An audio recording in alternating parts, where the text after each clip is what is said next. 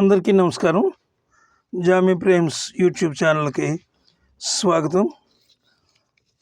అలనాటి ఆణిముత్యాల కార్యక్రమంలో ఈరోజు మనకు దొరికినటువంటి ఆణిముత్యం డివిఎస్ రాజు గారు నిర్మాతగా నిర్మించినటువంటి చిత్రం.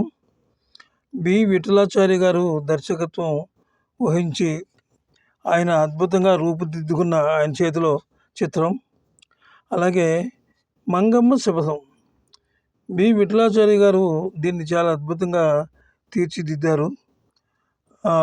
విశ్వవిఖ్యాత నట సార్వభౌమ డాక్టర్ ఎన్టీ రామారావు గారు ఇందులో ద్విపాత్రాభినయం చేశారు. ఆ రెండు పాత్రలు కూడా విఠలాచారి గారు చాలా అద్భుతంగా రూపకల్పన చేసి చాలా బాగా ప్రతి సీన్లో కూడా చాలా బాగా తీశారు.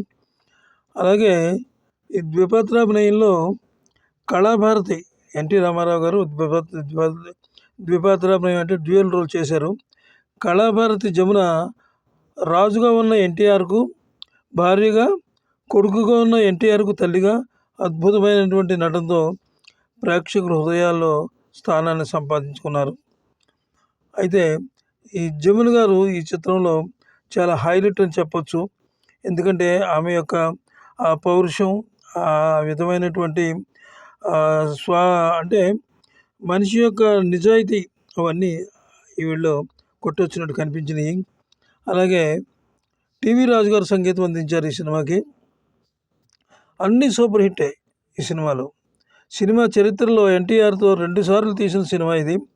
అంతకుముందు ఈ సినిమా ఇదే కథతో తీశారు.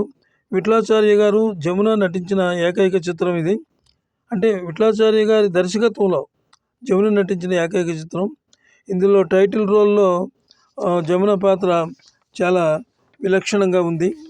ఆ పాత్ర జమున స్వాభిమానం, ఆత్మాభిమానం బలంగా వేళ్ళూడిన పాత్రలో నటించారు. ఈ తరహా క్యారెక్టర్కు జమున పేటెంటు. ఎందుకంటే ఎగ్జాంపుల్గా సత్యభామ, రాణి మాలినీదేవిగా ఆమె లోగడ అపూర్వ నటన చూపించారు. ఇందులో ఎన్టీఆర్ ద్విపాత్రాభినయం చేసినటువంటి పాత్రల్లో ఒకటి మహారాజుగా, ఆయనకు భార్యగా నటించారు. మరో పాత్రలో అంటే తల్లిగా, ఎన్టీఆర్కి తల్లిగా, అంటే ఆమె కొడుకుగా నటించారు ఎన్టీఆర్. ఈ పాత్రలో చాలా సహజంగా నటించారు. భర్తతో మంగమ్మ శపథం చేసినట్టు తన కుమారుణ్ణి రాజుపై తిరుగుబాటు చేసే విధంగా తీర్చిదిద్ది ఆమె చివరకు తన శపథం నెరవేర్చుకుంటుంది.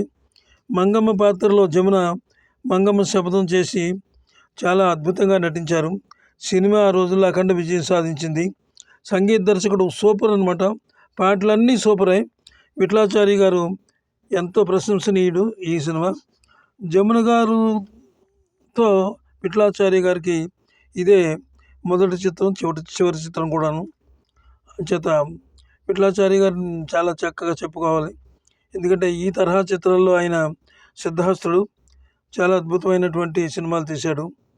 మీరు మాకు సబ్స్క్రైబ్ చేసి మమ్మల్ని